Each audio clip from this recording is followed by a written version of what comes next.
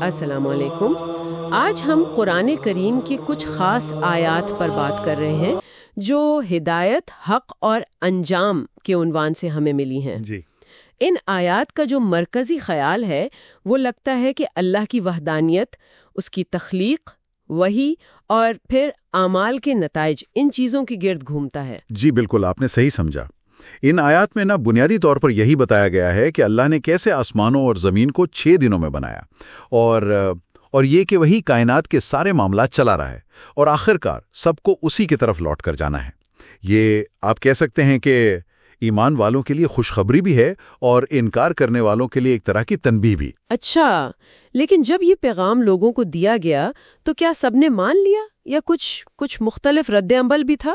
متن میں کچھ آتا ہے اس بارے میں؟ ہاں بالکل ذکر ہے۔ کچھ لوگوں نے تو فوراً اسے کہا کہ یہ تو کھلا جادو ہے، اور صرف یہی نہیں بلکہ انہوں نے مطالبہ بھی کیا کہ یا تو کوئی اور قرآن لاؤ یا اسی میں کچھ تبدیلیاں کر دو۔ تبدیلیاں اپنی مرضی کی؟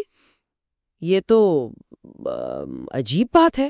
جی، گویا وہ اپنی خواہش کے مطابق وہی چاہتے تھے۔ تو پیغام لانے والے نے کیا جواب دیا؟ جواب بہت واضح تھا کہ میں اپنی مرضی سے تبدیلی نہیں کر سکتا، میں تو صرف اس وحی کی پیروی کرتا ہوں جو مجھ پر نازل ہوتی ہے۔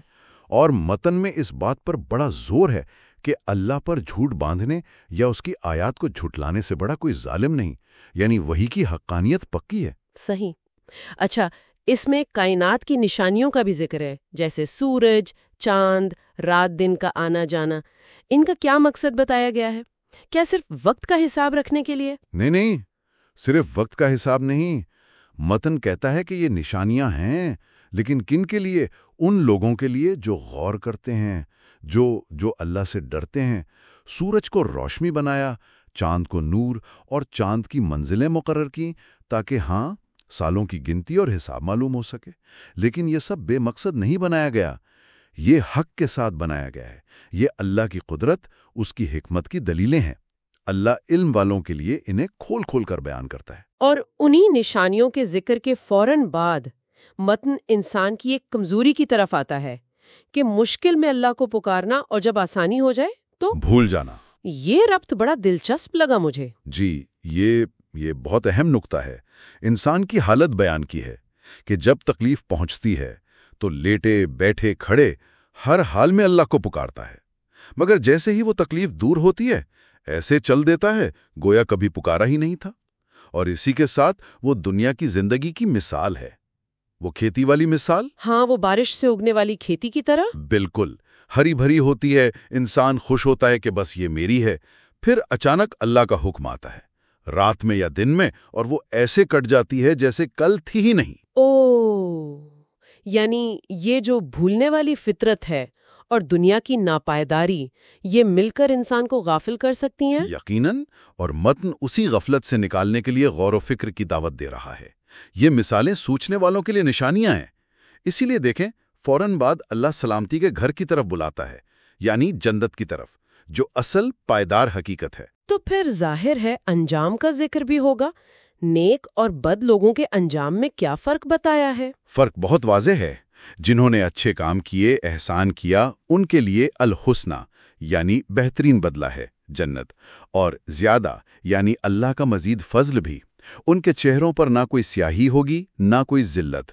اور دوسری طرف جنہوں نے برائیاں کمائیں، ان کا بدلہ ویسا ہی یعنی برائی کے برابر، اور ان پر ذلت چھائی ہوگی۔ ان کا ٹھکانہ آگ ہے، اور کوئی انہیں اللہ سے بچانے والا نہیں ہوگا۔ اللہ اکبر۔ متن میں شرک کی نفی اور اللہ کی وحدانیت پر بھی دلائل ہیں۔ وہ سوالات والے انداز میں ہے نا؟ جی ہاں، بڑے بنیادی سوالات ہیں۔ کون ہے جو آسمان اور زمین سے تمہیں رزق دیتا ہے؟ کون ہے جو سننے اور دیکھنے پر پوری قدرت رکھتا ہے؟ کون مردے سے زندہ کو نکالتا ہے اور زندہ سے مردے کو؟ کون سارے معاملات چلا رہا ہے؟ ان سب کا جواب ظاہر ہے، ایک ہی ہے، اللہ۔ جی۔ پھر اگلا سوال آتا ہے کہ اچھا، یہ جو تمہارے شریک ہیں، کیا ان میں سے کوئی ہے جو تخلیق کی ابتدا کر سکے یا اسے دوبارہ بنا سکے، یا کوئی ہے جو حق کی طرف رہنمائی کر سکے؟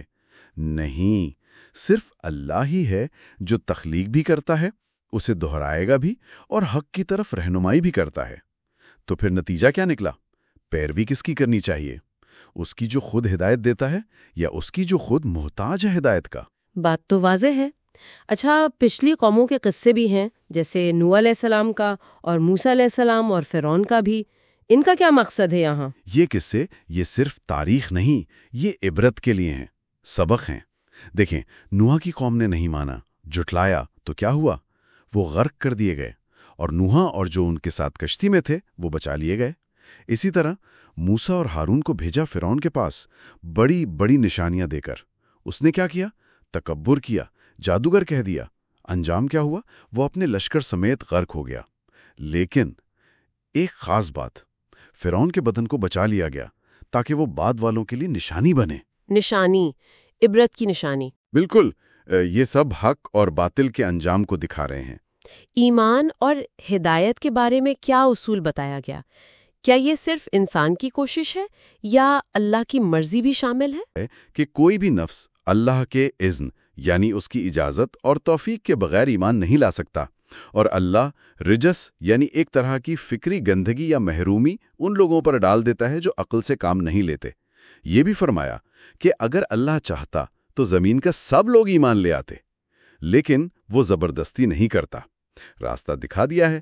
یہ قرآن کیا ہے؟ نصیحت ہے، دلوں کی بیماریوں کے لیے شفا ہے، ہدایت ہے اور رحمت ہے ایمان لانے والوں کے لیے۔ تو انتخاب انسان کا ہے، توفیق اللہ کی ہے۔ آخر میں اللہ کے دوستوں کا بھی ذکر ہے، اولیاء اللہ۔ ان کی کیا پہچان ہے؟ جی، اولیاء اللہ، ان کے بارے میں فرمایا کہ ان پر نہ کوئی خوف ہوگا اور نہ وہ غمگین ہوں گے۔ دنیا میں بھی اور آخرت میں بھی ان کے لیے خوشخبری ہے۔ یہ کون لوگ ہیں؟ یہ وہ ہیں جو ایمان لائے اور تقوی اختیار کرتے رہے، یعنی اللہ سے ڈر کر برائیوں سے بچتے رہے اور نیکی کرتے رہے۔ ماشاءاللہ۔ تو اگر ہم اس ساری گفتگو کو سمیٹیں تو یہ آیات ہمیں کائنات، اپنی ذات، تاریخ، ان سب پر غور کرنے کو کہہ رہی ہیں۔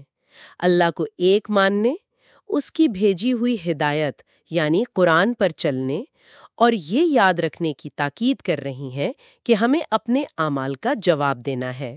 بالکل یہی بات ہے۔ اور ایک آخری نقطہ جو شاید غور کرنے کے لیے اہم ہو، وہ یہ ہے کہ متن بار بار کہتا ہے ہدایت پانے والا اپنے بھلے کے لیے ہدایت پاتا ہے، اور گمراہ ہونے والا وہ اپنے ہی نقصان میں گمراہ ہوتا ہے۔